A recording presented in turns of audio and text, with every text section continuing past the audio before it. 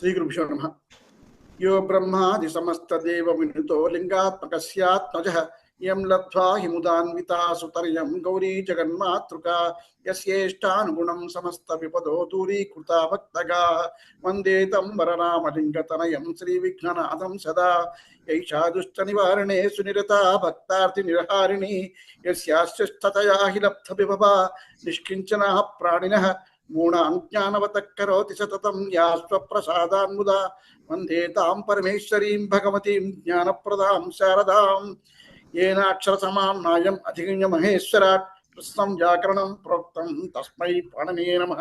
येन धौता गिरपुंसां विमलैः सप्तवार्भिः तमश्चाज्ञानगम्यं तस्मै पाणिनिये नमः।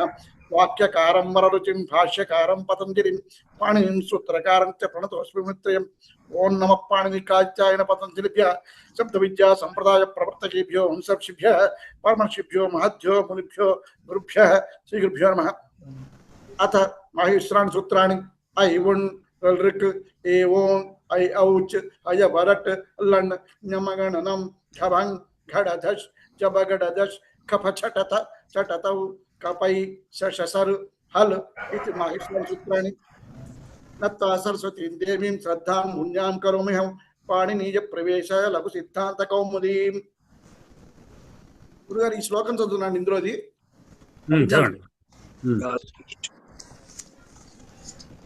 ఈ మొదటిది కదా యా సృష్టి కదా, అది కదా గురుగారు. యా సృష్టి సృష్టిరాజ్యా వహతి విధూతం యాహ విర్యా చ హోత్రి या सृष्टि सृष्टुराद्या वहति विधुहुतं याह विर्या च होत्री ये द्वे कालं विधत्तः श्रुति विषय गुणा या स्थिता व्याप्य विश्वं यामाहुः सर्वभूत प्रकृतिरिति यया प्राणिन प्राणवन्तः प्रत्यक्षाभिप्रपन्नस्तनुभिरवतु वास्ताभि रष्टाभिरीशः। या सृष्टि सृष्टुराज्या वहति विधुहुतं याह विर्या च होत्री ये द्वे कालं विदत्तः श्रुति विषय गुणा या स्थिता व्याप्य विश्वं यामाहुः सर्वभूत प्रकृतिरिति यया प्राणिन प्राणवन्तः प्रत्यक्षाभिप्रपन्नस्तनुभिरवतु वास्ताभिरष्टाभिरीशः। ఎక్కడైనా మనకు ఆశీర్వచనాల్లో ఈ శ్లోకం చాలా అక్కడికి వస్తుంది. అదే అది శివుడు అష్టమూర్తులు ఇందులో ఒక అర్థం అష్టమూర్తులు అని చెప్పాడు ఉందండి ఇందులో.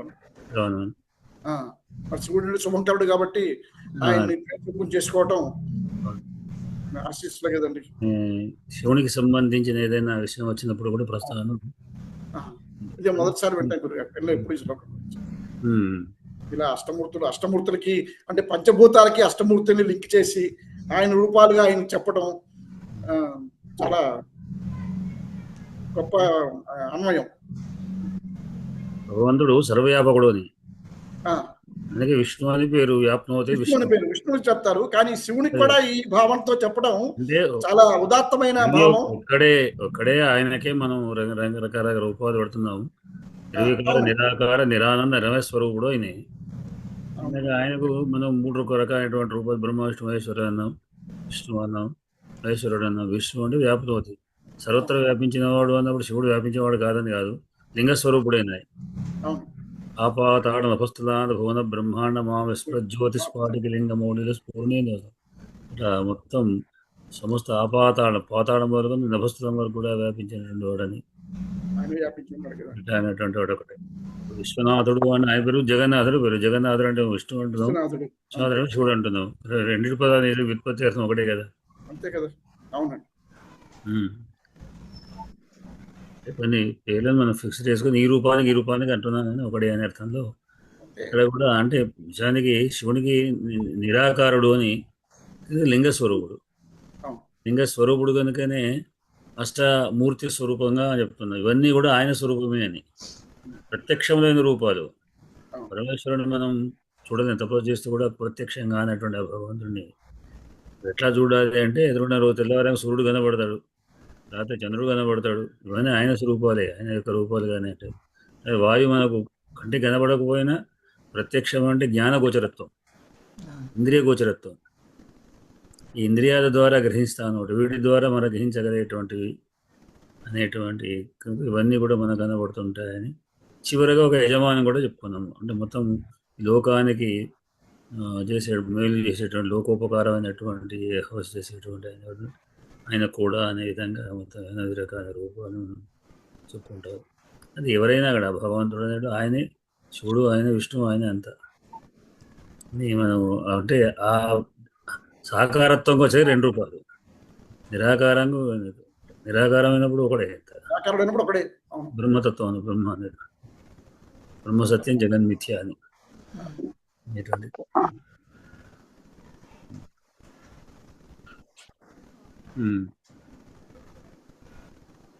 నమస్తే గురు మహోదయ. నమస్కారం అండి.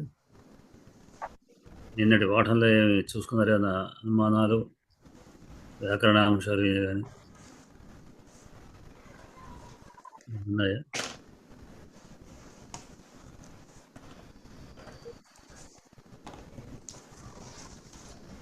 ఇవాళ మనం నిన్ననేమో విసర్జనీయ వాషరి అనే సూత్రాలు చెప్పుకున్నాం. విసర్గలకు హష్ మన కర్ర పరంగా ఉంటే ఎట్లా ఉంటాయి రూపాలు అని 2 సూత్రాల ద్వారా చెప్పుకుందాం. విసర్గలకు మనం చెప్పుకున్నాం హల్లులు 2 భాగాలని, హషులు కర్రలు పరంగా ఉంటే ఎట్లా అనే దాని మీద. అంటే మనం మొత్తం టోటల్ 3 భాగాలు చేసుకుంటే హచ్చులు, హషులు, కర్రలు. ఇప్పుడు హచ్చుల వరకు అయిపోయింది, కర్రలు అయిపోయినాయి. హషులు ఎట్లా ఉంటాయి?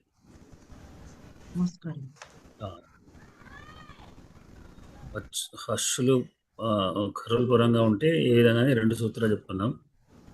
ఇవాళ ఇంకొక విధంగా మారుతూ మనం చెప్పుకుంటున్నాం. దీంట్లో ఈ సూత్రం ససజుషోరుహు అనే సూత్రం.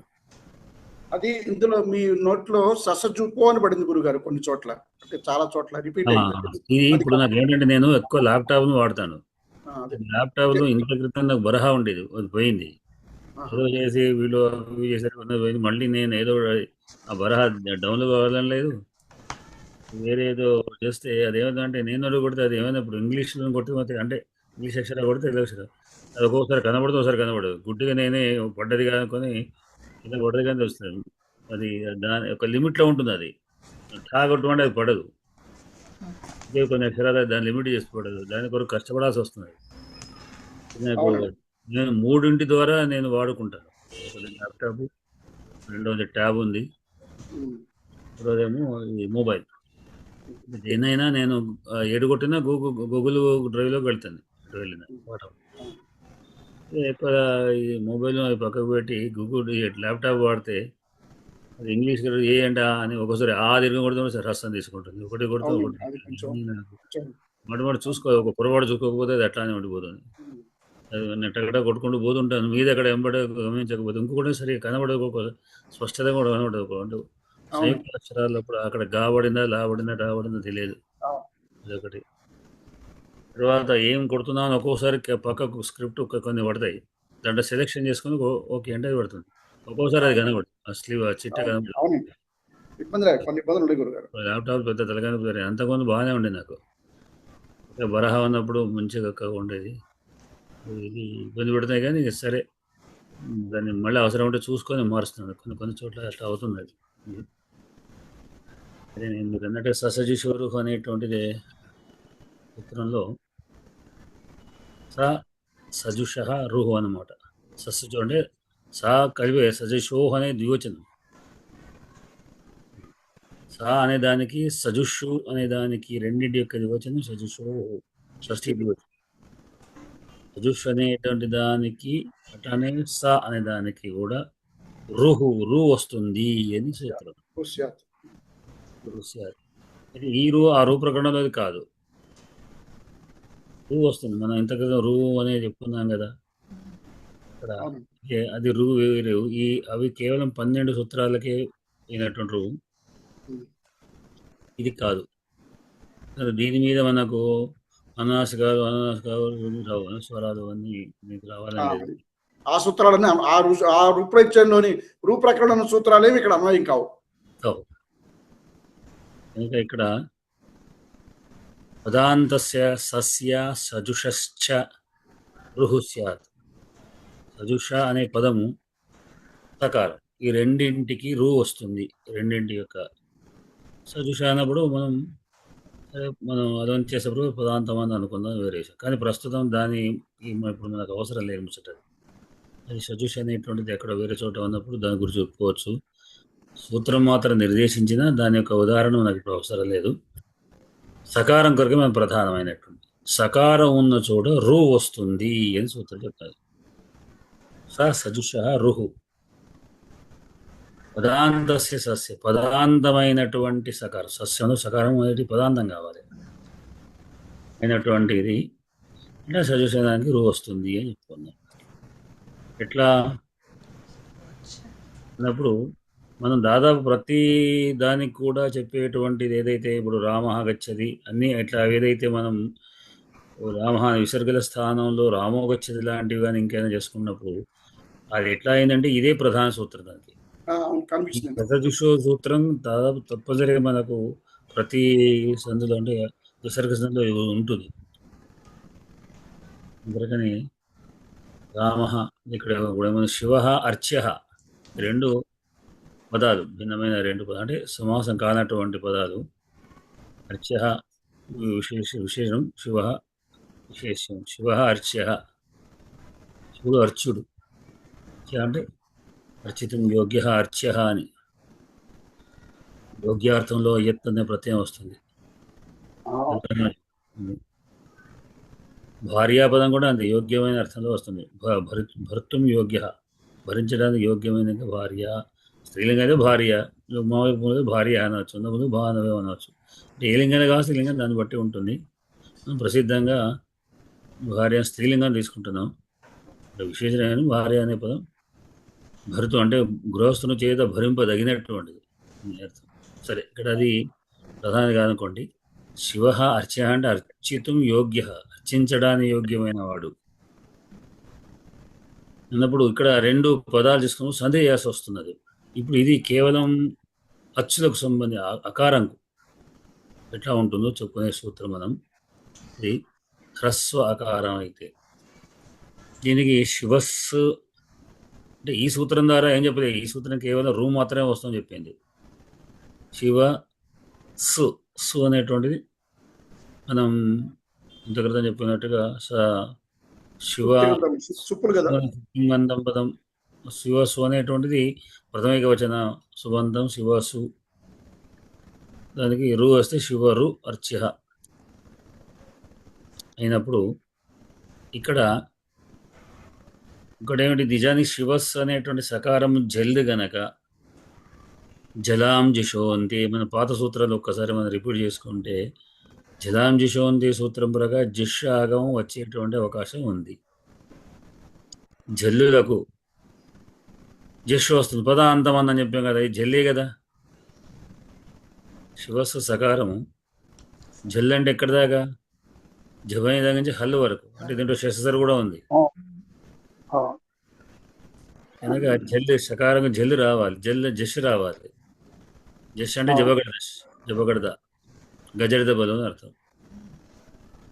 వస్తుంటే కాదు అని ఈ సూత్రం ఖండిస్తుంది. సస్యజుషోరు సూత్రం ఏం చెప్తుంది? ప్రత్యేకం ఖండించడం అనే ప్రతి చోట కూడా మనకు విశేషం గుర్తుంచుకోవాలి.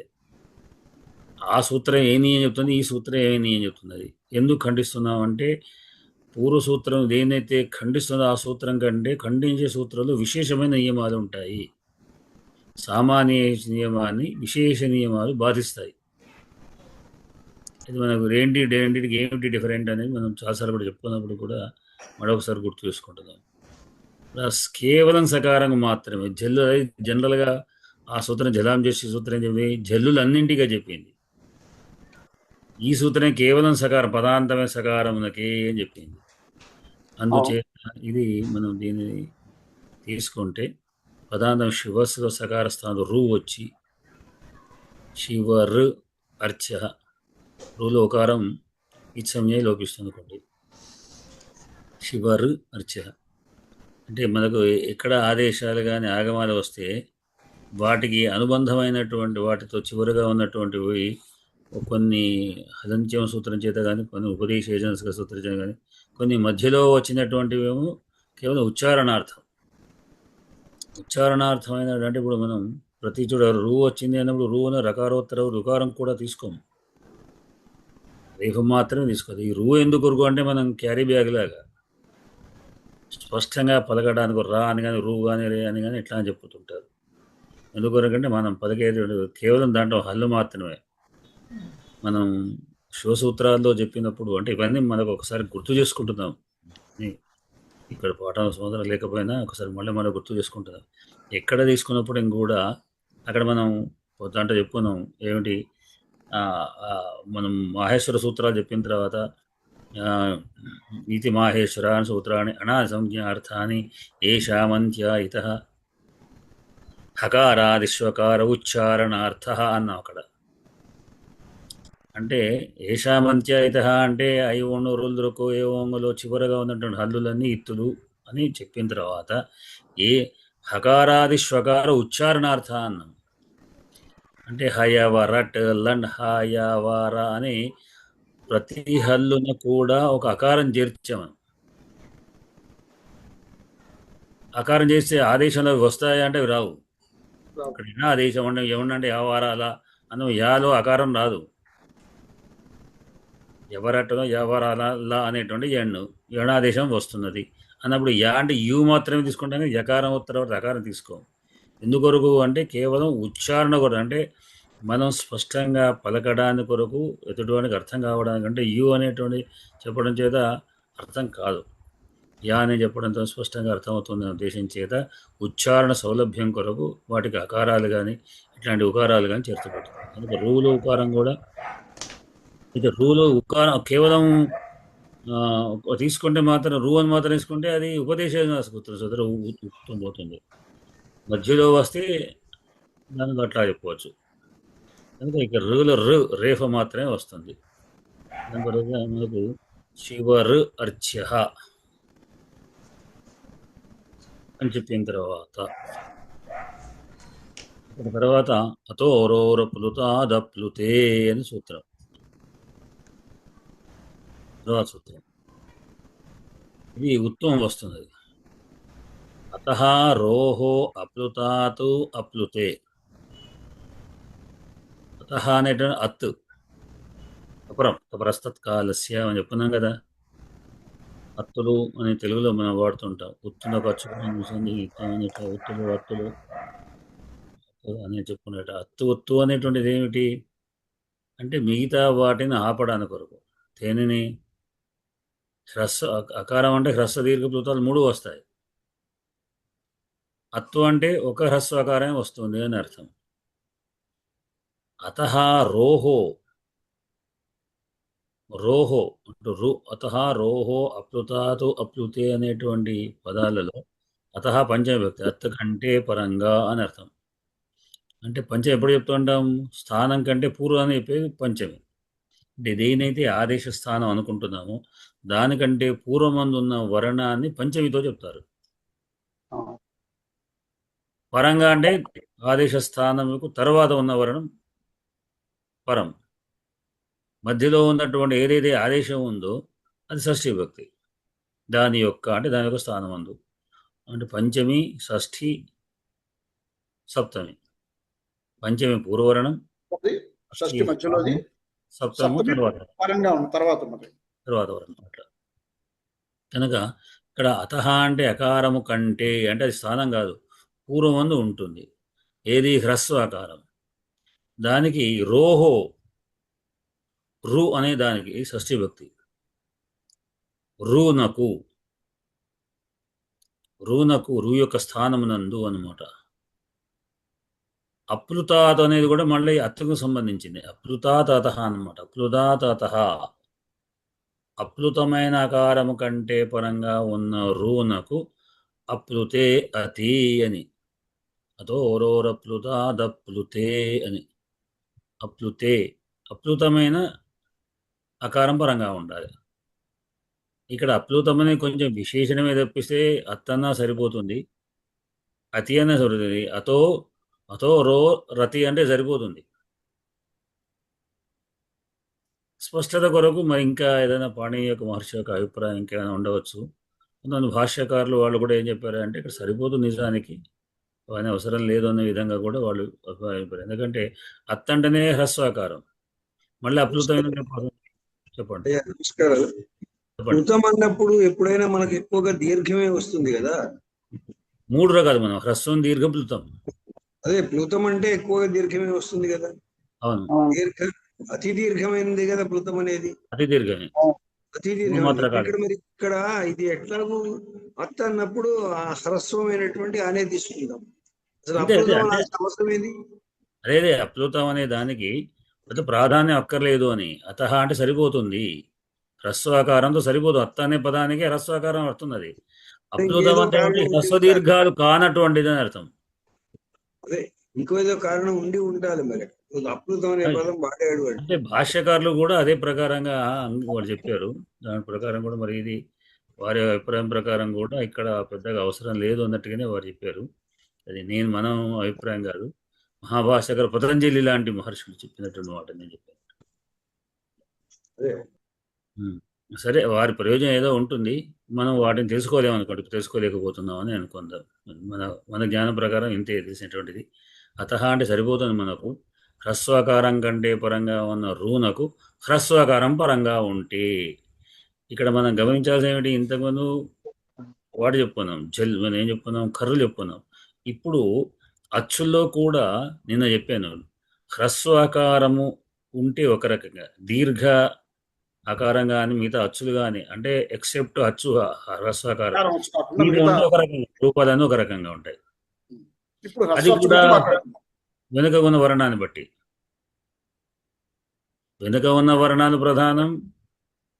అంటే విసర్గకు వెనుక ఉన్న వర్ణం హ్రస్వంగా ఉండాలి, అకారమే ఉండాలి. అట్లా విసర్గ తర్వాత కూడా కరెక్ట్. ఆ విసర్గలు ఆ అనమాట, ఆ ప్లస్ విసర్గ ప్లస్ ఆ ఉన్నప్పుడు మాత్రమే ఈ ఉకారం వస్తుంది. అన్నమాట. కనుక దానికి ఏమొస్తుంది, అతోరోహో అప్లుతాదతి ఏమొస్తున్నది, రుహు స్యాత్, అతోరోహో ప్రసతి రోహో ఉహు స్యాత్, ఉకారం వస్తుంది అని సూత్రం చెప్తున్నది. రు యొక్క స్థానంలో ఊ వస్తుంది. రు వై రో రుహు స్యాత్. రు అని రేహు స్యాత్. రో ఉసు స్యాత్. రోహు స్యాత్, రుహు స్యాత్. రోహు ఉహు అనమాట. రోహు స్యాత్ అంటే రోహు ఉహు స్యాత్, ఉకారం వస్తుంది. అంటే శివ స్ అనే చోట సకార స్థానంలో ససజుషోర సూత్రం వృత్తం వస్తే శివ ర్ అర్చ్య అన్నప్పుడు శివలో అకారము, అర్చ్యలో అకారం, రెండు అకారాల మధ్యలో రు ఉంది కాబట్టి ఆ రు అకారం ఉంది కాబట్టి ఆ రేఫ స్థానంలో ఉత్తం వస్తుంది. ఆ రకార స్థానం ఉకారం వచ్చి శివ ఊ అర్చ్య, గుణం వస్తే శివో అర్చ్య, శివోర్చ్య. శివో అర్చ్య. ఇంకా మళ్ళీ మనం ఇక్కడ పూర్వరూపం చేస్తున్నాం. ఏం కాకుండా ఎక్కడ రా వచ్చినా ఆ ఊ అనేది టిత్తుగా తీసేసాం. ఇంత క్రితం వచ్చినటువంటి రుకారంలో రు అని అన్నప్పటికీ, ఉచ్చరించినప్పటికీ కూడా దాన్ని రాగానే తీసుకున్నాం. అంతే. రు అని తీసుకున్నా మనకు పెద్ద తేడా ఏం లేదు. రు అని ఉకారోత్తరం తీసుకున్నా తీసుకోకున్నా మనకు వచ్చేది రు. అంటే ఇక్కడ అదే, ఇక్కడ మనకు నెక్స్ట్ సూత్రం క్వశ్చన్ వస్తుంది, మీరు రోహ్ అని ఎందుకన్నారు, రేఫ అంటే చెడిపోతుంది కదా అని కింద ఉన్నది పాటలో. ఎందుకంటున్నారంటే రు అనేటువంటిది ఎక్కడైతే అక్కడ మాత్రం రాదు, స్పందించినటువంటి చోటనే మాత్రం ఉకారం వస్తుంది. ఎట్లా అంటే పునర్ ఆయాతి, పునరహం, అంతరంతరం, అంతరం, పునరహం, పునరహంగా ఆగమిష్యామి. పునర్ అన్నప్పుడు రేఫ్ ఉంది, పునలో అకారము, అహంలో అకారం. అట్లానే అంతరం, అంతః రు అన్నప్పుడు అట్లా ఉన్న చోట మాత్రం అది రేఫాకు సంబంధించి కానీ రూకు సంబంధించి కాదు, అందుకు అక్కడ చోట రాదు అని. కాబట్టి అక్కడ రేఫ వేరు, రూ వేరు, ఇక్కడ రూగానే తీసుకోవాలి. ఇది ఈ మధ్యనే నేను కూడా కొంచెం కన్ఫ్యూజ్ అయ్యాను. ఒక దాదాపు 2-3-4 నెలల క్రితం ఏదో విషయంలో ఇట్లానే ఎవరు ప్రశ్న వేశారు. నేను పొరపాటు ఓత్తం వస్తుంది అన్నాను. అన్న తర్వాత మన ఎవరు శాస్త్రి గారు, రేమేళ్ళ శాస్త్రి గారు, అది కాదు ఇట్లా కదా అన్నారు. అంటే అప్పుడు ఒక్కసారి కరెక్టే, అంటే నేనే దాన్ని చిత్తం పెట్టలేదు, మళ్ళీ నేను కరెక్ట్ సవరించింది అని చెప్పాను. అవును, నేను గమనించలేదు తొందరగా. బహుశా అది చుట్టూ ఏదో ప్రశ్న జరిగాని విషయం మాత్రం ఏదో గుర్తుంది. అది కేవలం రూకు సంబంధించినది మాత్రమే వస్తుంది కానీ గుర్తు. అంటే ఎక్కడైనా నేను మిస్టేక్ అయినా కూడా నేను చెప్పుకుంటాను. ఏదో మొత్తం నేనే గొప్ప గర్వంగానే అని గొప్ప గొప్పగా చెప్పుకోవడం కాదు. ఎక్కడ నాకు అవే గుర్తుంటాయి. ఎక్కడ విజయం పొందాననే విషయం నాకు జ్ఞాపకం ఉండవు కానీ, విజయం పొందాననే సంగతి ఉండే కానీ, ఎక్కడ మిస్టేక్లు జరిగాయి అందుకని చెప్తుంటే కదా మనం ఏమంటాం అంటే మన అనుమానాలు కానీ ఇంకా కానీ మనకు సవరిస్తేనే మనకు గుర్తుంటాయి. మన పొరపాటు కరెక్ట్ అయితే గుర్తుండవని.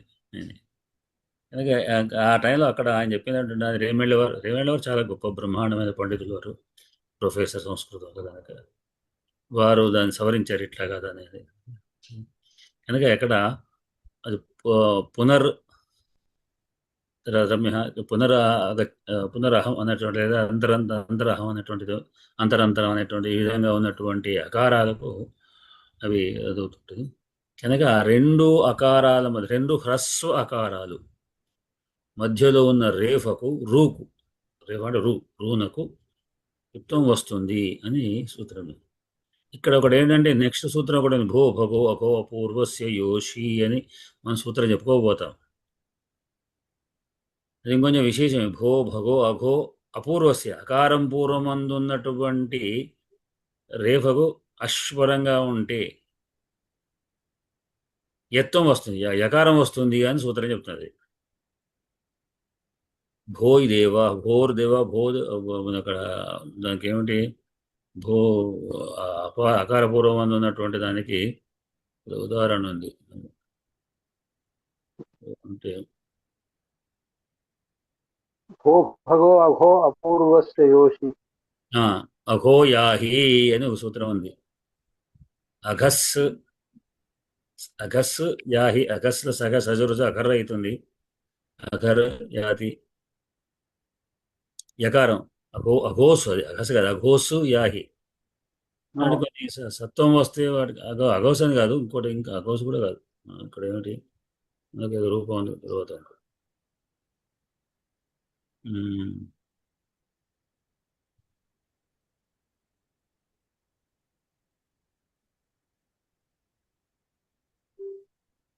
సూత్రం రూపం అది అది నేను దాని దాకా రాయనట్టున్నాను.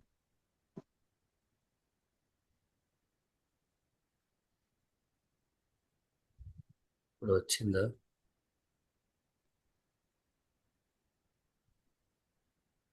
ఆ రూపం దీంట్లో లేదు, తర్వాత అట్లా అపూర్వమైనటువంటి అకార పూర్వమందు ఉన్నటువంటి అపూర్వస్య అశ్వపరంగా ఉంటుంది. అకారం పూర్వమందు ఉన్నటువంటి అంటే అకారం ముందు ఉండి ఉన్నటువంటి ఏదైతే వృత్తం ఉందో దానికంటే పరంగా అశ్వ ఉంటే యకారం వస్తుంది అని సూత్రం చెప్తున్నది. ఆ యకార తర్వాత మనం లోపం చెప్పుకుంటాం. లోపశాఖ లేదు యకారం అందుకొరకు మనం వాటిలో ఇట్లా వచ్చుకుని యకారాలతో అయితే ఇక్కడ అది దాన్ని ఖండిస్తుంది. ఎందుకొరకు అంటే అది అపూర్వం అది ఏంటి అపూర్వస్యో అశ్వ అని చెప్పుకున్నాం. అశ్వ మొత్తం ఇక్కడ కేవలం హ్రస్వాకారం మాత్రమే పరంగా ఉన్న కేవల హ్రస్వాకారం అంటే పూర్వమందు హ్రస్వాకారం ఉండాలి.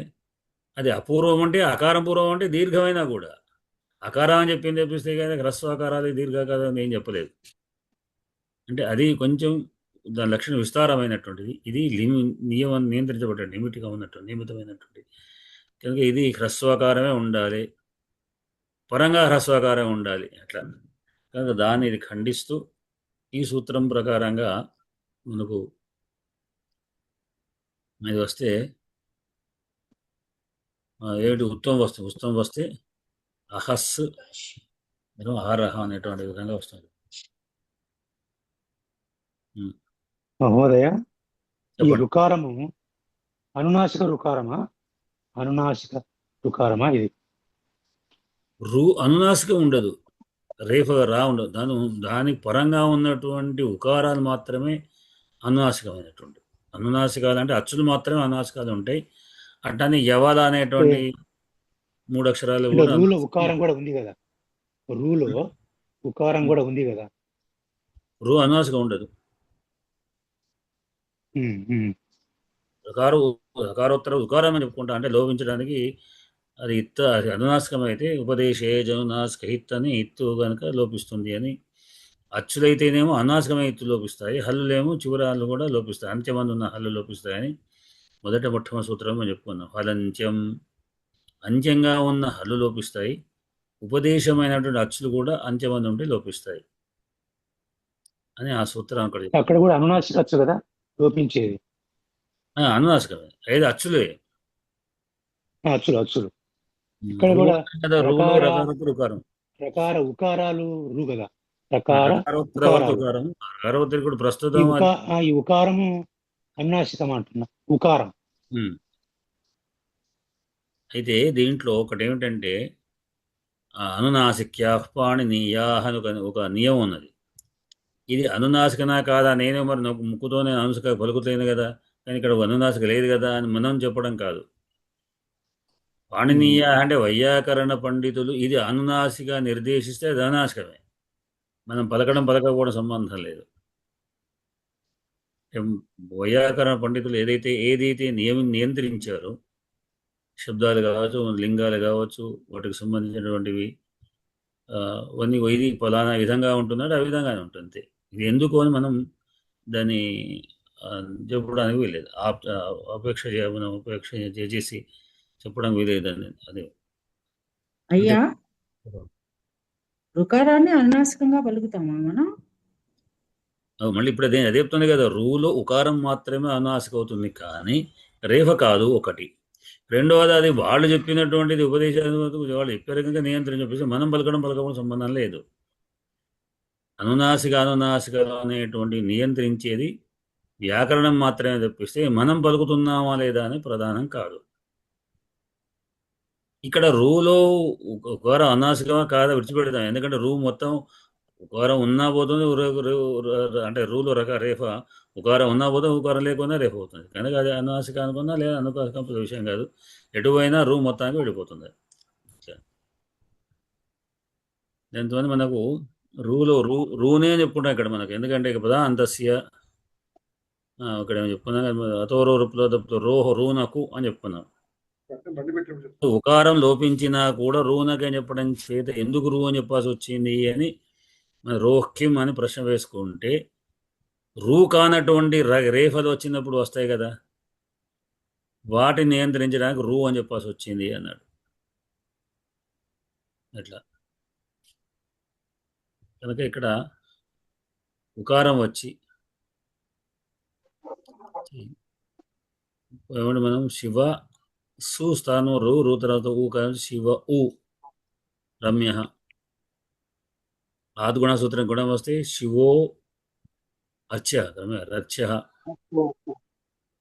శివో అర్చ్య శివోలు ఓకారానికి, పదాంతమైన ఓకారానికి, ఏంగంతమైన ఓకారానికి అర్చని హ్రస్వకారం అర్థపరంగా ఉంది కనుక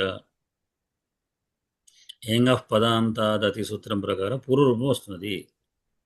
ఇది మీకు పూర్వం గుర్తున్నది కదా, పూర్వపు సంధి ఏం చెప్పుకున్నాము, ఏంగ పదాంతాదతి సూత్రం ఏం చెప్పుకున్నాము, పదాంతమందు ఏంగ ఉండాలి. ఏంగంటే ఏమిటి, ఏకారం ఓకారాలు, ఏ గాని ఓ గాని ఉన్నప్పుడు దానికి హ్రస్వాకారం పరంగా ఉంటే అతి అన్నాడు అక్కడ, ఏంగ పదాంతాద్ అతి హ్రస్వాకారం పరంగా ఉంటే అది ఏ ప్లస్ ఆ లేదా ఓ ప్లస్ ఆ పదాంతమైన ఏ పదాంతంలో ఓ గాని ఉండి దానికి పరంగా ఆ ఉంటే పూర్వరూపం వస్తుంది. పూర్వరూపం అంటే ఏంటి, పూర్వంలో ఏ వర్ణం ఉందో రెండింటి స్థానం అదే వస్తుంది.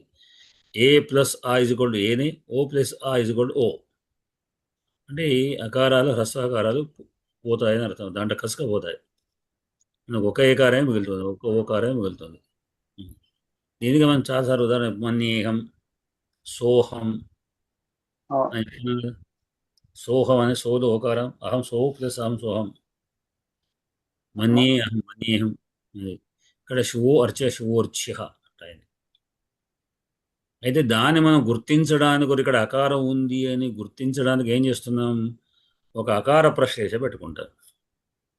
ఈ అకార ప్రశ్లేష మనకు తెలిసినంత వరకు ఎక్కడ కూడా చెప్పినట్టుగా లేదు, నేను చూసినంత వరకు. అంటే గుర్తులు ఉండడం మనం తెలుసుకోవడం మాత్రమే పెట్టుకుంటున్నాం. ఈ దాదాపుగా ఈ అకార ప్రశ్లేష ఈ పూర్వరూప సంధికే చెప్పుకుంటాం.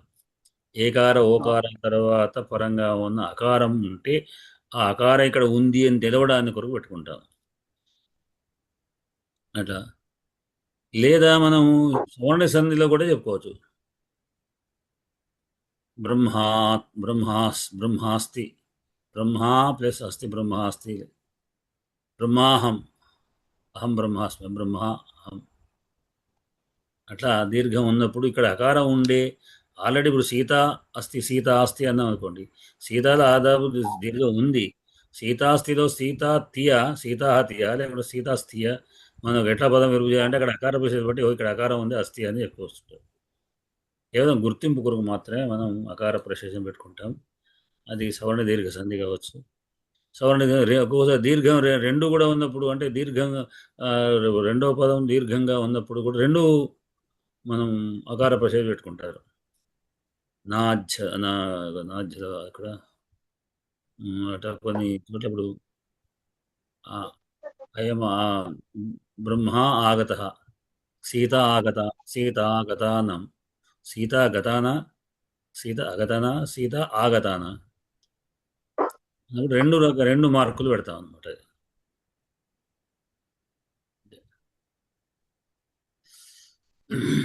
ఇది దీంట్లో ఉన్నటువంటి వాడి యొక్క పాఠం. ఇక్కడ కూడా మనకు ఒకసారి చెప్పుకుందాం. మనం ప్లుతం అని ఇంత క్రితం అడిగినట్టుగా ప్లుతం అంటే ఏంటి అంటే ఒక ఎదురు చెప్పినప్పుడు కూడా ఏకమాత్రో భవేద్ హ్రస్వ, ద్విమాత్రో దీర్ఘ ఉచ్యతే, త్రిమాత్రస్తు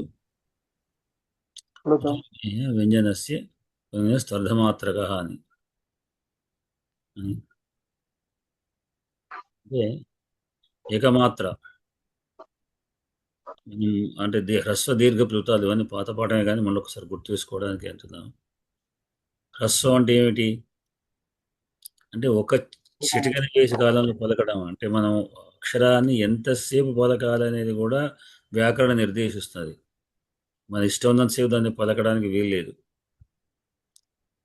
ఎందుకంటే అర్థం మారిపోతుంది. హ్రస్వాన్ని కాస్త కొద్దిగా ఎక్కువ దీర్ఘం తీస్తే అర్థం మారిపోతుంది. దీర్ఘం అంటే ఏంటి, ఎంతసేపు పలకడం, ఏకమాత్ర కాలం అంటే ఒక చిటికన వేసేదంలో మన హ్రస్వం పలకాలి. అంటే ఇంతే. రెండు చిటికన వేసే కాలం తీసుకుంటే దీర్ఘమై కూర్చుంటుంది. ద్విమాత్రో దీర్ఘ ఉచ్యతే అని ద్విమాత్ర అవుతుంది. త్రిమాత్రస్తు ప్లుతోజ్ఞేయ, ప్లుతం. ఈ రెండు దాటిందంటే మూడోది ప్లుతం కింద లెక్క. అన్నప్పుడు కదా మూడు ఇంకా అధికం. 4 మాత్ర అయితే ఏమిటి, 5 మాత్ర అయితే ఏంటి లేకపోతే 3 నుంచి ఇంకెన్ని ఉన్నా అంటే మనం ఏకవచనం, ద్వివచనం, బహువచనం చెప్పుకున్నాం. ఏకవచనం ఒక్కడు, ద్వివచనం 2, బహువచనం అంటే 3 కానీ అంతకంటే ఎక్కువ కానీ అని చెప్పినట్టుగా ఇక్కడ త్రిమాత్ర కాలం ప్లుతంగా చెప్పబడుతుంది.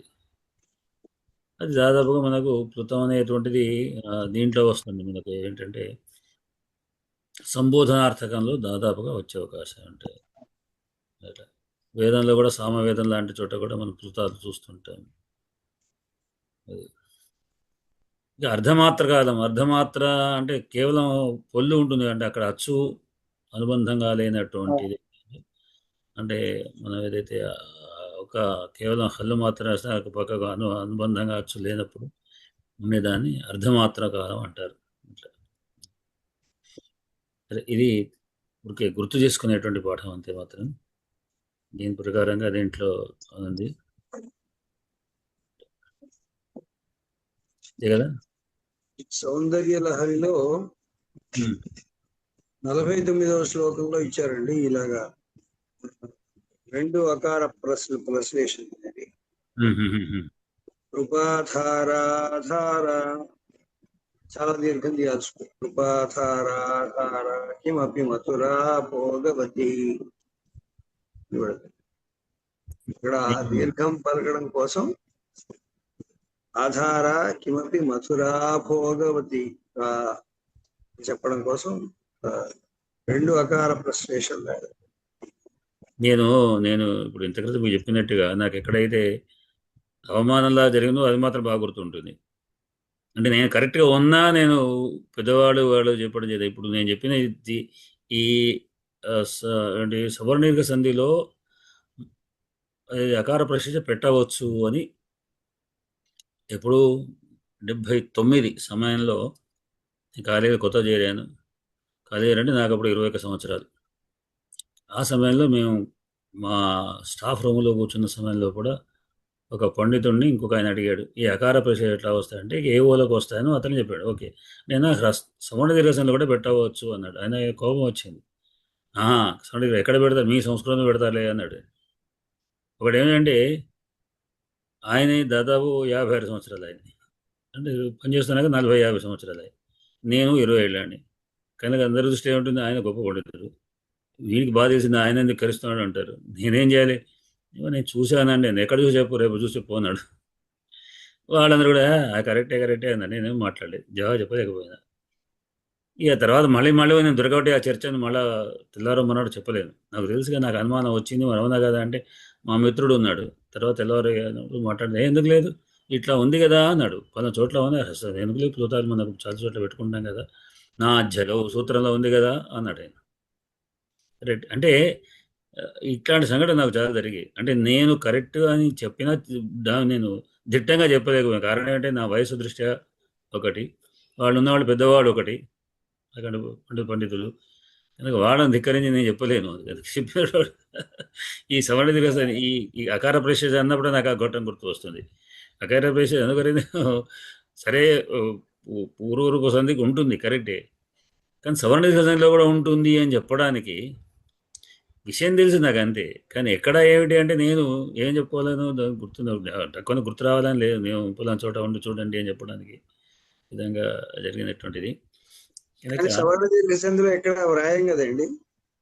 ఇప్పుడు నేను చెప్తున్నా కదా, సీత ప్లేస్ ఆగచ్చతి, సీత ఆగచ్చతి అంటాం. అంతే, అప్పుడు సీత ఆగచ్చతి అన్నప్పుడు సీత గచ్చదా ఆగచ్చతి అది అంటే అకార ప్రశ్లేష వాడితేనే అది మనకి స్పష్టంగా తెలుస్తుంది. అందుకొరకే అకార ప్రశ్లేష అంతే. ఇప్పుడు పూర్వ సంధిలో కూడా పెట్టమని లేదు, శివోర్చాలో కూడా అవసరం లేదు, మనం చెప్పలేదు ఎక్కడ వ్యాకరణం. కానీ మనం తెలవడానికి కూడా అకార ప్రశ్న పెట్టుకుంటున్నాం, కేవలం మన గుర్తింపు కొరకే అని నేను అనుకుంటున్నాను. నాకు తెలిసినంత వరకు మరి ఇంకా ఎక్కడైనా దొరికితే చెప్పలేము, ఇట్లాంటి అకార ప్రశ్న పెట్టుకోవాలి అనే ఏదైనా వ్యాకరణం కానీ శిక్ష కానీ బహుశా చెప్తుండవచ్చేమో, మరి నేను గమనించలేదు. అంటే నేను అంతా చదువుకున్నాడు లేదు, నాకు తెలిసిన 10 వాక్యాలు కనుక దాంట్లో కూడా లేకపోతే ఉంటే ఉండవచ్చు. వీటికి ఇట్లాంటి వాటికి శిక్ష ఒకటి ఉన్నది. వ్యాకరణలో కూడా సిద్ధాంతం లాంటి చోట్ల కూడా మనకి ఎక్కడ దొరకవచ్చు వాటి గురించి.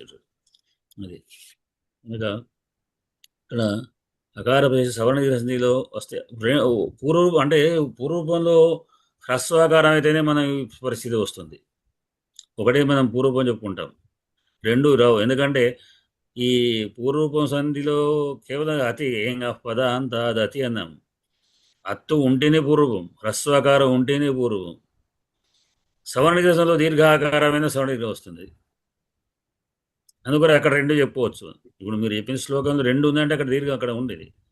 అట్లా హ్రస్వం చేసుకో, దీర్ఘం పెట్టుకోవచ్చు, రెండు ఏదైనా పెట్టుకోవచ్చు. అంటే అక్కడ హ్రస్వం ఉంటే ఒకటి పెట్టుకోవచ్చు, దీర్ఘం ఉంటే రెండు పెట్టుకోవచ్చు. అది సవర్ణ దీర్ఘ సంధిలో. ఇక్కడ కేవలం ఒకటి. అట్లా కనుక ఇది ఈ పూర్వరూప సంధిని మనకు చెప్పి అకార ప్రశస్త విధానం దీంట్లో ఉంది. ఇది ఒకటి. ఈ ప్రకారంగా శివోర్చ్య అనే పదం తయారైంది. అట్లానే మనం ఇంతకుముందు రో ఇది కిం అనే రూ అనకుండా రేఫ అంటే సరిపోతుంది. ఎట్లాగో కారం ఇత్సంజ్ఞ వేసుకొని తీసేస్తున్నాం కదా, ఇక్కడ రేఫ మాత్రమే ఉంది కదా, మళ్ళీ రేఫ ఉన్నప్పుడు రూ ఎందుకు చెప్పుకోవచ్చు? అనే ఉదాహరణ చెప్పారు కదయ్యా, శివోహం చెప్పొచ్చు కదా, అది ఎందుకు చెప్పవచ్చు అదే అది సులభంగా ఉంది కదా, శివోహం సులభం కాదు, మీరు ఎట్లా తీసుకోదా బ్రో, శివోహం అని చెప్పుకోవచ్చు. అనేది అత్యహ అనే విసర్గతో యావత్తు విసర్గం ఇవన్నీ కలపకుండా ఇది మనకు సిద్ధాంతకం. ఇప్పుడు మనకు ఈ మనం అష్టాధ్యాయ సూత్రాన్ని అనుసరించి చాలా గ్రంథాలు ఉన్నాయి రాయబడ్డటువంటి. దాంట్లో సిద్ధాంతకం మనం చూస్తున్నాం, లోక సిద్ధాంతం చూస్తున్నాం, ఇంకా వేరే గ్రంథాలు ఉన్నాయి. ఒక్కొక్క గ్రంథకారుడు ఒక్కొక్క రకమైన ఉదాహరణ తీసుకున్నాడు. మనకు లోక సిద్ధాంతకరుడు యొక్క చెప్పిన ఉదాహరణ మాత్రమే మనం తీసుకుంటున్నాం. అక్కడ అర్చ అనేటు ఆయన నిర్దేశించినటువంటి ఉదాహరణ ముందు మనం చెప్పుకున్న తర్వాత మనం మిగతా చెప్పుకోవచ్చు. నేను నా సొంతమైన ఉదాహరణలు తర్వాత ఇచ్చాను, ఇవ్వలేదు కాదు. ఇవి కూడా కొన్ని ఉన్నాయని అట్లానే వేరే గ్రంథాలు చెప్పబడ్డ వాటిని కూడా తీసుకొస్తాను. కానీ ముందు ప్రధానమైనది ఏంటంటే లఘు సిద్ధాంతకముడు చెప్పినటువంటి శివుడు అర్చ్యుడు అనే విషయాన్ని చెప్పడానికి వచ్చినట్లే. ఇది శివోహం కూడా తీసుకోవచ్చు అట్లానే. ఇప్పుడు ఇలాంటి పూర్వరూప సంధి వచ్చింది కాబట్టి ఇప్పుడు దీన్ని విగ్రహం ఎలా చెప్తామయ్యా?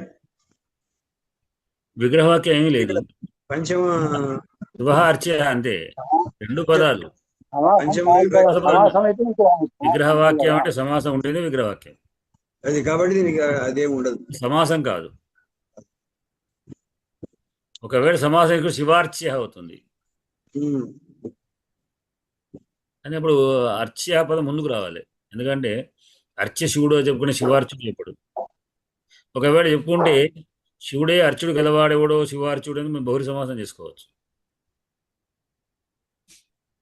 అప్పుడు శివాసస్సు ఉండదు, ఎందుకంటే ఈ ప్రాతిపదిక లోపిస్తాయి, ప్రత్యయాలు మనం విభక్తి ప్రత్యయాలు లోపిస్తాయి. శివాసు అర్చ్యాసు మీరు చెప్పినట్టుగా చేసుకోవచ్చు. చేసుకు శివుడు అర్చుడు ఎవరికైతే కలడో అతడు శివార్చుడు. ఇట్లాంటి పదాలు తీసుకున్నప్పుడు ముందు సమాసం కనుక సమాసంలో పదాలు పోతాయి.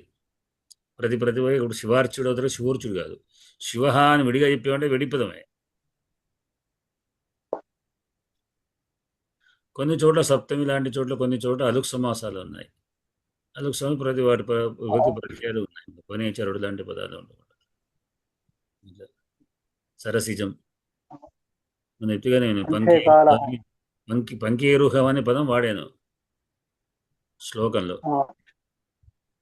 వాడితే వాళ్ళు అడిగారు ఈ పంకీరుహం ఎట్లా తీసుకున్నారు అంటే, పంకీరుహం పద్మ అని బ్రహ్మదేవుడు అంటే, బ్రహ్మదేవి కానీ పంకీరుహాన్ని మరి పంకే సత్యం ఎట్లానే ఉంచారు కదా అన్నాడు. అంటే నేను ఈ పదాలను చూపించాను. అంటే మిగతా పంకే జాతం మిగతా పదాలు ఉన్నాను, రుహం పదం ఉందంటే పంకరుహం కూడా ఉంది. వాటిని కూడా పంకే రుహం సప్తమి భక్తికి, సప్తమి వ్యక్తి కొంచెం చోట్ల మనం రూపించుకోవడానికి అవకాశాలు ఉన్నాయి. అట్లా ఇక్కడ పితరత్ర స్నాహి అంటే ఏడుగురు గారు పితరత్ర స్నాహి అని ఇచ్చారు కదా, ఒక ఉదాహరణ ఇచ్చారు ఇందులో చివరి ఇక్కడ పితరత్ర స్నాహి ఇలా చివరి లైన్ అండి. ఇందులో మన అతోర సూత్రంలో కింద అన్నిటికీ అంతరంతరంగా ఇచ్చారు కదా, అక్కడ ఇచ్చారండి ఉదాహరణ చివరి లైన్. రోక్యం తర్వాత పునరత్ర, రోక్యం తర్వాత అండి, పునరత్ర కింద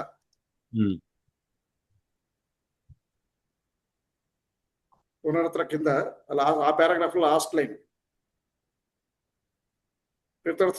పునరత్ర చోటనా పితర్ అక్కడ సరే పడే పిత అత్ర స్నాహి, పితరత్ర అది చూడ పోయింది, అది రత్ర బెట పితరత్ర అనాలి. పితరత్ర పితర్ ప్లస్ అత్ర, ఇది నేను చెప్తే ఇది నేను ఇప్పుడు సవరిస్తాను ఇక్కడ. పితరత్ర అంటే పితర్త్ర అనేది అది పడింది, అందులో తెలియలేదు. అవును, ఏదో మార్చండి అది. పితరత్ర స్నాహి అక్కడికి సవరించి కూడా పోతుంటాను, కానీ కొన్ని పోతుంటాయి. ఎందుకంటే ఈ సవరణతో నేను రాసేది పోతున్నాను మైండ్. నేను ఇక్కడ సవరించారు మళ్ళీ నేను ఏమో అనుకుంటున్నాను పోతుంది. అవునండి, పాఠం రాసేప్పుడు ఒక ఫ్లోలో వెళ్ళిపోవాలి. ఫ్లోలో వెళితే పోతే మధ్యలో చోట్ల ఆగిందంటే తప్పులు కరెక్షన్స్ లో ఆ ఫ్లో తగ్గుతుంది, వెనకాల పక్క రాయాలనుకున్న ఫ్లో మారుతుంది. గర్జన్ రాసేప్పుడు ఇలాగే ఉంటుంది. అంటే రేఫాంతమైన ఉదాహరణ దొరకాలి అంటే మనకు రేఫాంతమైన పదాలు దొరకవు మనకు. కనుక రేఫాంతము సంబోధాయతముడు పితర్ అనే పితృశబ్దం యొక్క బహువచనం పితర్ అయింది. అది సుబంధం ఈ సుప్పులో వచ్చినటువంటి కాదు. సుప్పులో వచ్చినటువంటి వాటికి మాత్రమే సూలో వచ్చినటువంటి మాత్రమే ఈ రోసు అతోరూపుతో కుదురుతుంది. కానీ విడిగా ఉన్నటువంటి దానికి రేఫకు అన్నప్పుడు ఇక్కడ పితర్ అనే రూ ద్వారా వచ్చింది, సజురుతంలో రూ ద్వారా వచ్చింది కాదు. పితర్ అనేది శబ్దం పితహ అనేటువంటి దానికి వృత్తం చేసి సజురు వృత్తం వచ్చింది, పితర్ అయింది. కానీ రూ ద్వారా వచ్చింది కాదు. పితర్ అత్ర పితరత్ర అకారం పితరత్ర స్నాహి అంతరంగ అంతరంతరం.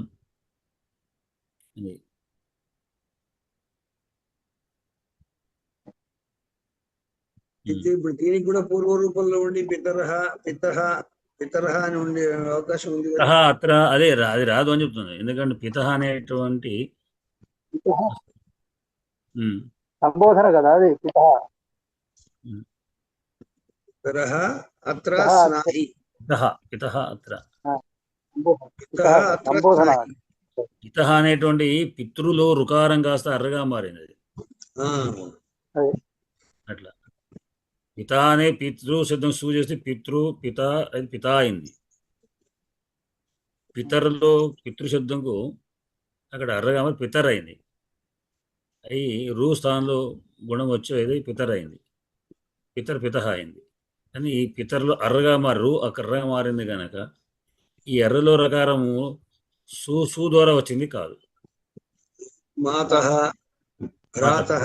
రుకారాంత శబ్దాలన్నీ సంబోధనలో పితః మాతః అనే ఇలాంటివి అవుతాయి. మాతః భ్రాతః ఇవన్నీ కూడా రుకారాంత శబ్దాలు రెండు రకాలు కూడా. ఇప్పుడు చతురులు ధాతు శబ్దాలు లాంటివి, పుత్ర శబ్దాలు లాంటివి, స్త్రీలింగం మాతృ శబ్దాలు లాంటివి ఉన్నటువంటివి ఉన్నాయి. అవి కూడా వాటి పితరత్ర అనేటువంటిది అవుతుంది.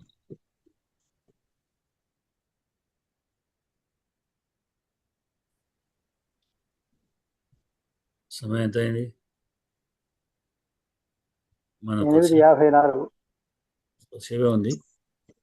మనం శాకుంతల కూడా దానికోసం శాకుంతలంలోకి 6 నిమిషాల్లో వెళ్ళాలి. 6 నిమిషాలు ముగించాలి. అది అంతేనండి, 6 నిమిషాలు చాలు. మొదట ఇంతే. మనం పూర్తిగా ఇప్పుడు కథ అంతా మీరు నిన్న చెప్పారు. మళ్ళా ఆ అంకాలన్నీ కూడా స్పృశించాల్సిన అవసరం లేదు. తృతీయాంకం తర్వాత మనం చతుర్థాంకంలోకి పెడుతున్నాం. చక్కగా ఒకటి ఏంటంటే మాకు ఇందులో మీ ద్వారా మేము తెలుసుకోవాల్సింది ఏమిటంటే ఈ సంభాషణలో ఎట్లా మాట్లాడతాం అనేది ఇందులో ఉంది. దీంట్లో వస్తుంది. అవి మాకు తెలియాలి. కొంతమందికి బాగానే ఇందులో వచ్చు, వాళ్ళు రాస్తుంటారు తెలుస్తుండే, కానీ నాలాంటి వాడికి రావు. కాబట్టి అది నాకు అవసరం.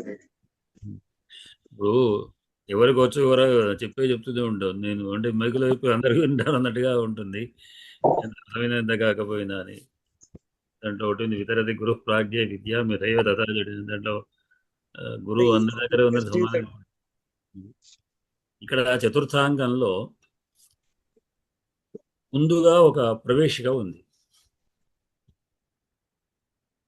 ప్రవేశిక అంటే ఏం చెప్పుకున్నాం అంటే కేవలం అంకం కానటువంటి చిన్న ఘట్టం అందులో కథానాయకుడు ఉంటాడు. అదే అంటే ఇక్కడ ఈ ప్రవేశిక ఏమిటంటే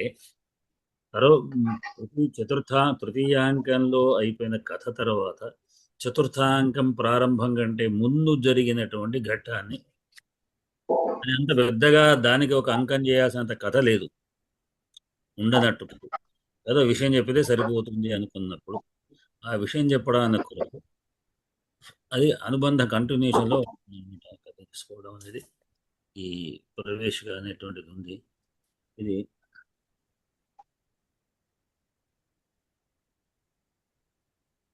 దీంట్లో చెప్పుకున్నాం పాత్రలు స్త్రీ పాత్రలు అయితే నా దగ్గర ఉన్న నాగరి పుస్తకం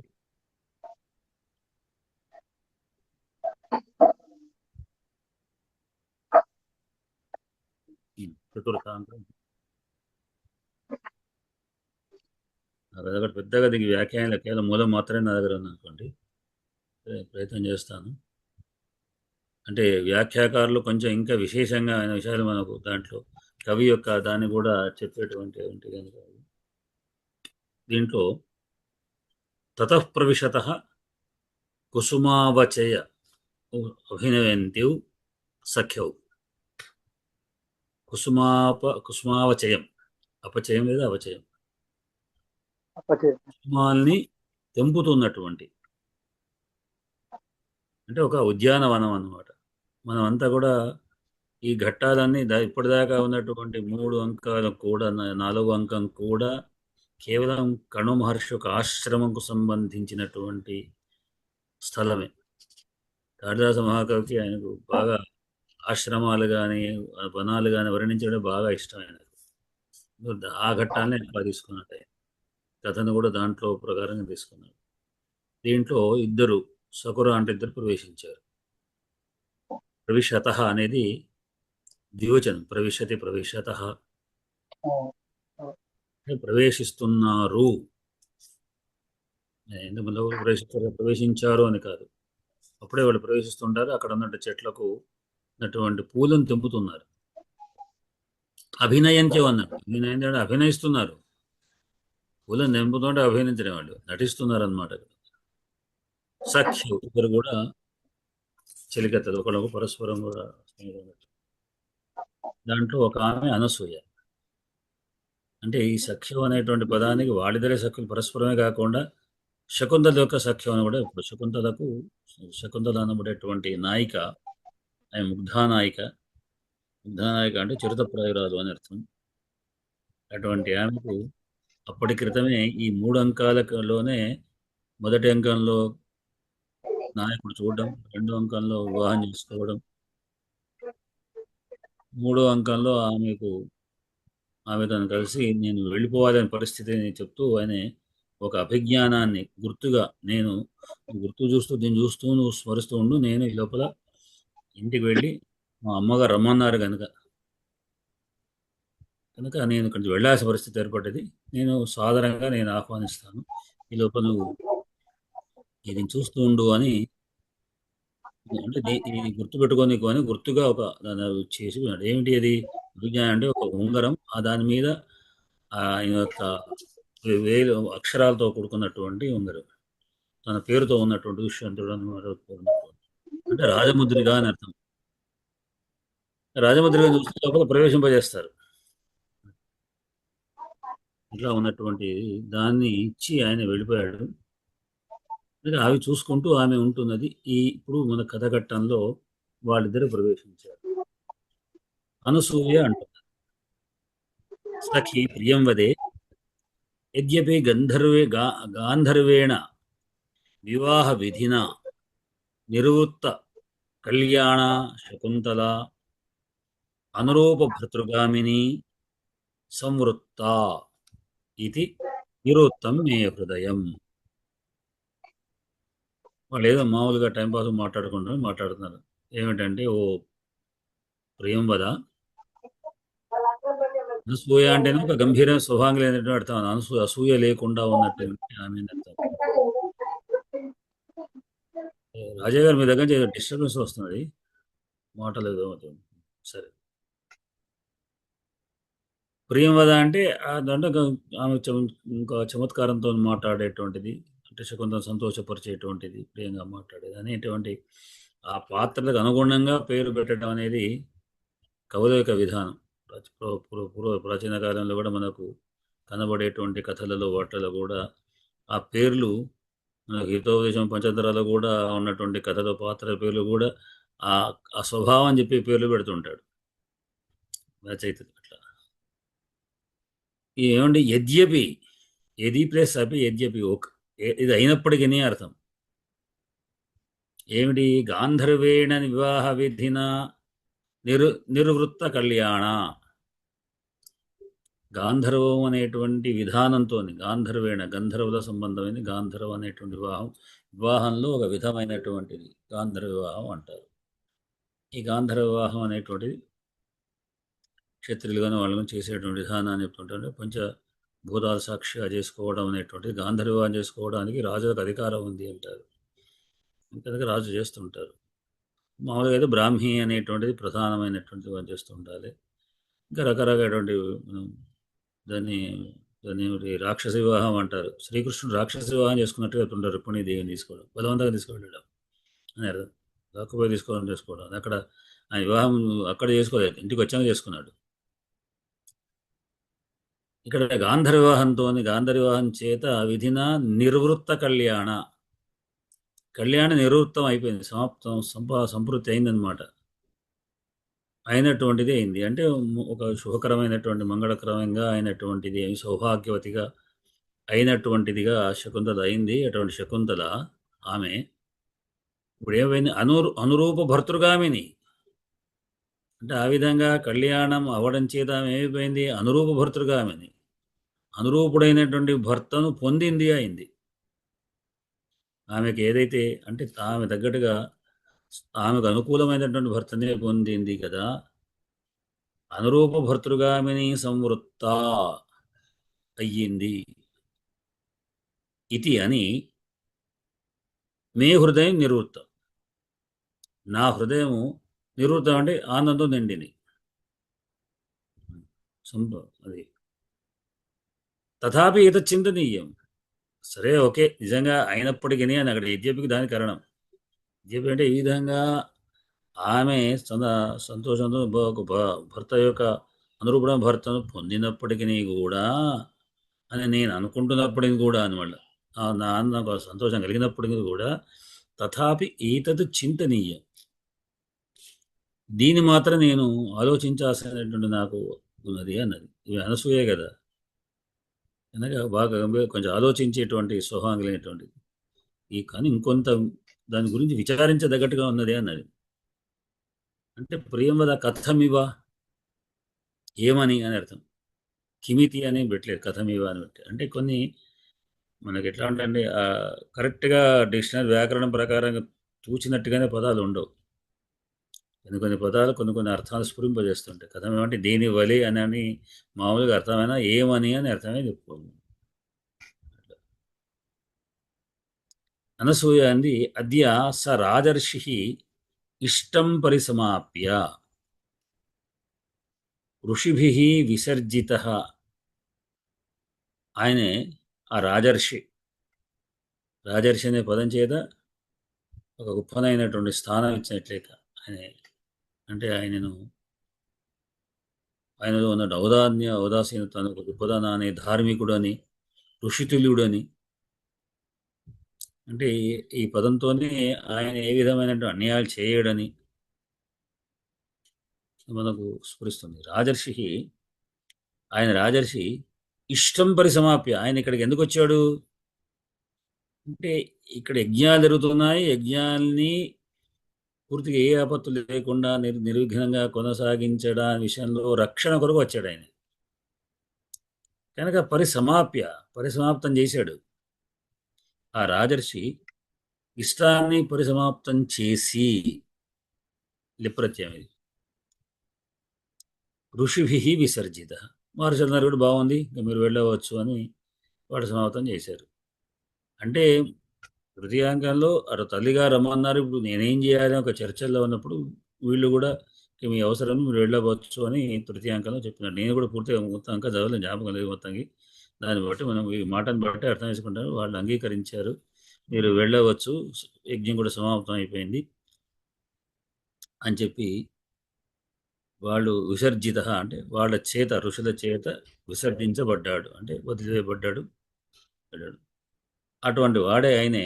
అంటే ఇక్కడ సన్ అని అనుకుందాం, విసర్జించబడ్డవాడై ఆత్మనః నగరం ప్రవిశ్య, తన యొక్క నగరానికి ప్రవేశించి. అంటే బహుశా ఈ డైలాగ్ అవుతుంటే మీకు అర్థం అవుతూనే ఉంటుంది, ఎందుకంటే దాదాపు దీంట్లో ప్రత్యయాలు వీటిని బట్టి అర్థం అవుతుంటుంది మీకు.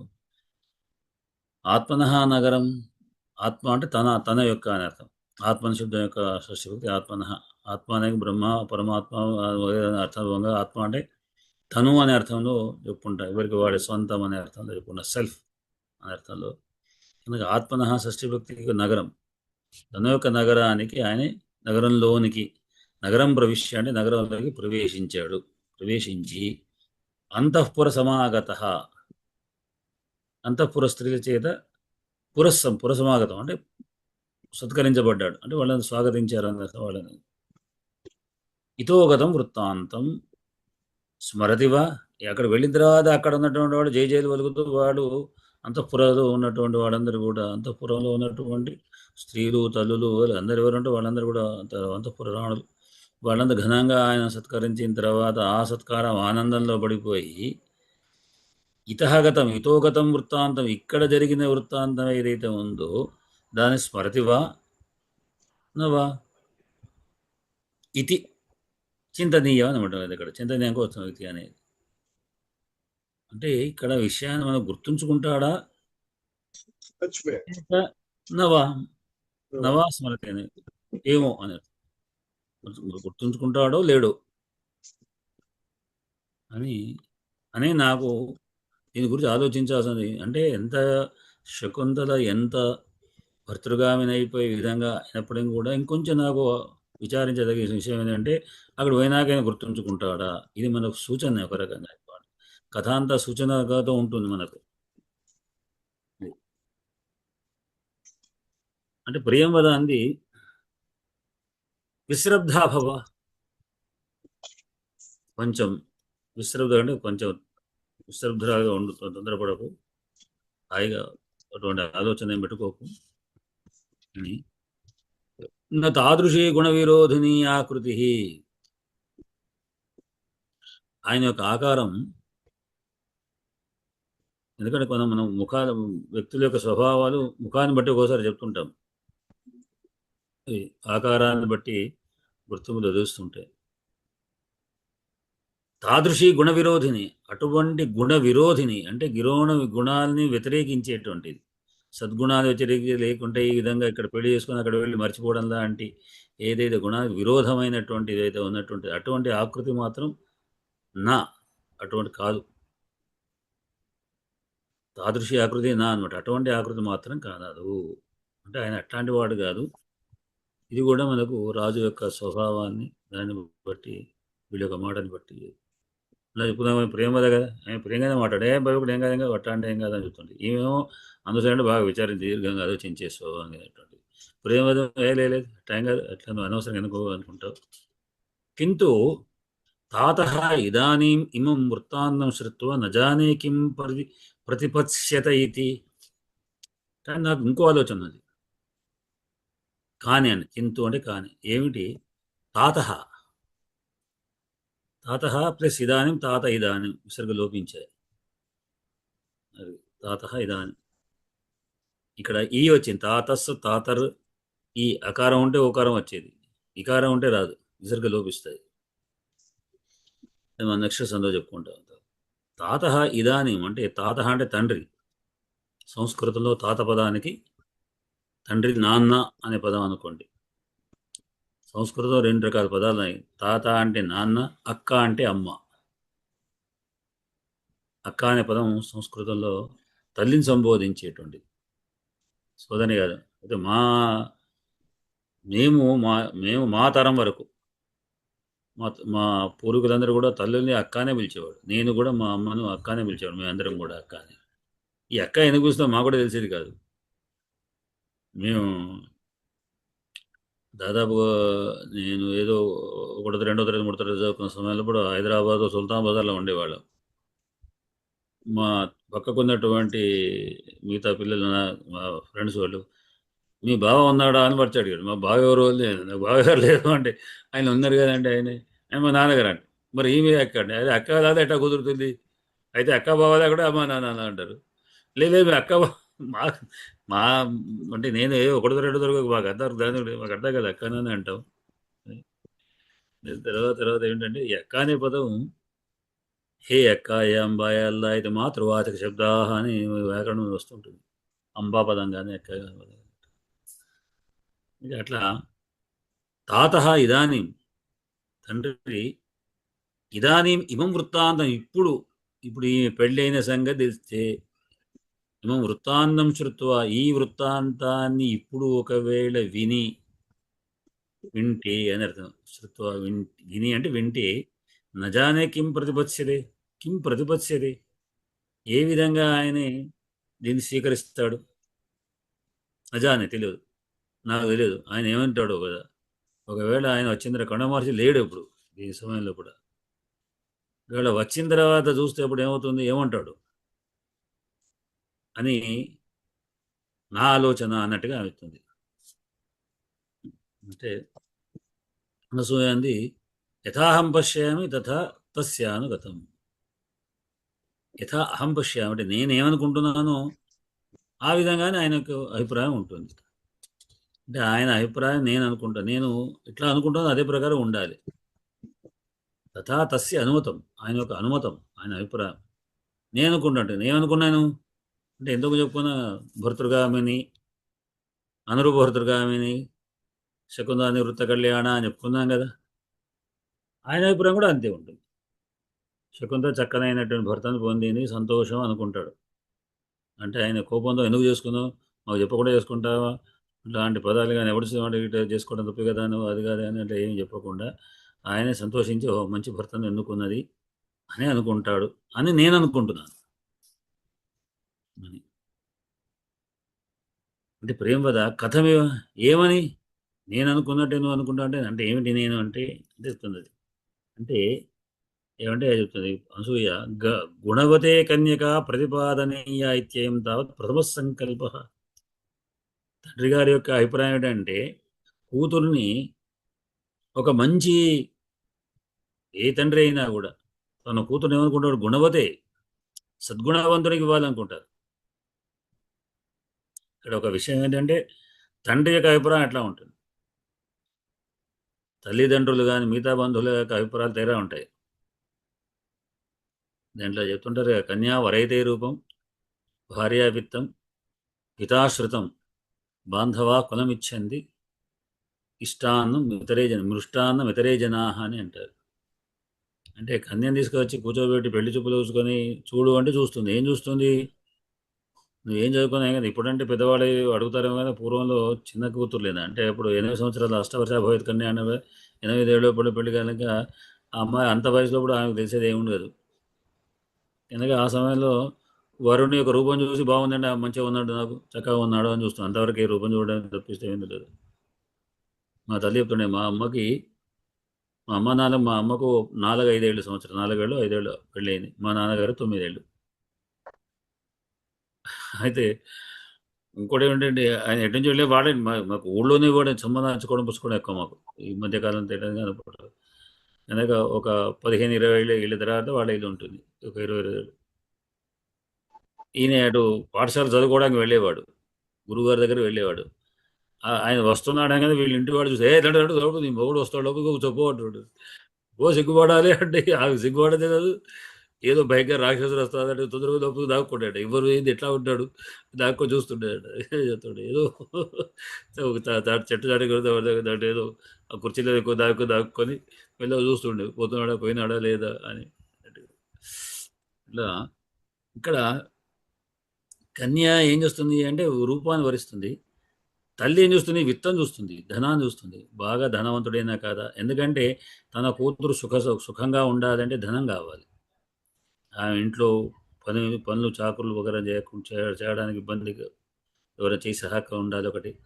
అట్లా మంచి చక్క మృష్టాన్ని భోజనాలు పెట్టి ఏంటేవాడు ఉండాలి, చక్కనటువంటి అట్లానే మంచి నగలు చీరలు వగేరాలను కొంచేవాళ్ళు. చక్కనటువంటి సుఖంగా ఉండాలంటే ధనం కావాలి. ఇంకా నా కూతురు ధనవంతుల ఇంట్లో పడాలని తల్లి కోరుకుంటుంది. తండ్రి ఏం చూస్తాడు, ఇవన్నీ ఆయన కాదు ప్రధాన. శృతం ఏం చదువుకున్నాడు, ఏటువంటి కొంటాడు, మంచి చదువుకున్నా కాదా, ఒక స్టేటస్ ఏమిటి అతని యొక్క, అంటే నీ అల్లుడు ఎటువంటి వాడు అంటే చెప్పుకోదగేటువంటి వాడు కాదు. వాడు ఎంత బ్రహ్మాండమైనటువంటి బాగా ఆస్తిపరుడైనా కూడా ఏ ఉద్యోగం లేకుండానో లేకుంటే ఏమో మాదిరిగా తిరిగేటువంటి వాడైతే ఏం చేస్తుంటే ఏం లేదు వాటికి తిరుగుతుంటాడు అని చెప్పుకోవడానికి సిగ్గు. తల్లి ఏమో గొప్ప శ్రీమంతం చెప్పుకుంటే కానీ తండ్రి అయినటువంటి వాడు చెప్పుకోడు. ఒక ఫలానా ఉద్యోగం చేస్తామని చెప్పుకోవడం ఆయన ఉద్దేశం ఉంటుంది. అట్లా కనుక ఇక్కడ ఆమె గుణవంతుడు అంటే తండ్రి గుణవంతుడైన మనిషి, సద్గుణ సంపన్నుడు అయితే చాలనుకుంటాడు కదా. అటువంటి వ్యక్తికే ఇవ్వాలి కదా. గుణవతే కన్యకా ప్రతిపాదనీయ ఇత్యయం తావత్ ప్రథమ సంకల్పం. మొట్టమొదటి సంకల్పం ఏమిటి అంటే గుణవంతుడైనటువంటి కన్యకను గుణవంతుడి కొరకు ప్రతిపాదించాలి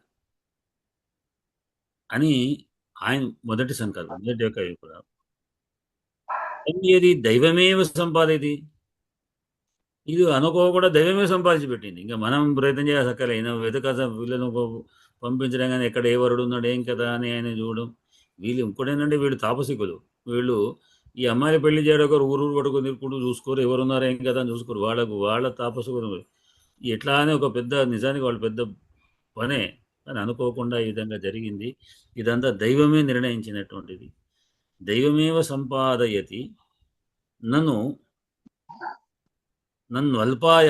అల్పాయాసేన, అది కూడా అల్పాయాసంగానే పెద్దగా శ్రమపడాల్సిన అవసరం లేకుండానే సంపాదించింది కనుక కృతార్థు గురుజన. అందుకొరకు గురుజనుడు కృతార్థుడు అని చెప్పడం అన్నది. ప్రేమదాన్ని పుష్పభాజనం విలోక్య అవచిత ఇక్కడికి అయిపోయింది. అవచితాన్ని కలు పది పర్యాప్తాన్ని కుసుమని అని ఇక అక్కడికి మన ఇక్కడికి ఆపేద్దాం. మన పూలంపుడు అయిపోయింది కదా అంటూ ఆమె ఇంకో ముందు కథలోకి పాటిపళ్ళ వారు ఈ దీంట్లో పాల్గొనలేకపోతున్నారు. వారు 9 గంటలకి వెళ్ళిపోతున్నారు. కాబట్టి మనం కొద్దిగా సమయాన్ని కాస్త కుదించి ఆ 9 గంటలకు మనం కూడా పూర్తి 2 గంటల చేసుకునేటట్టు లోపల 8:30 లోపల మనం ముగించేలా ప్రయత్నం చేయాలి. చేద్దాం వ్యాకరణాన్ని ఇక్కడ చేసేస్తే ఏదైతే సరేనండి. ఇక్కడికి ఆపేద్దాం. ధన్యవాదాలు అందరికీ కూడా. శుభరాత్రి. కాకుండా స్వస్తి ప్రజాభి పరిపాలయంతాం న్యాయేన మార్గేణ మహీమహీషాః బ్రాహ్మణేభ్యः శుభమస్తు. లోకాः సమస్తాः సుఖినో భవంతు. స్వస్తి. శుభరాత్రి. ధన్యవాదాలు. అకౌంట్ వాళ్ళు ధన్యవాదాలు.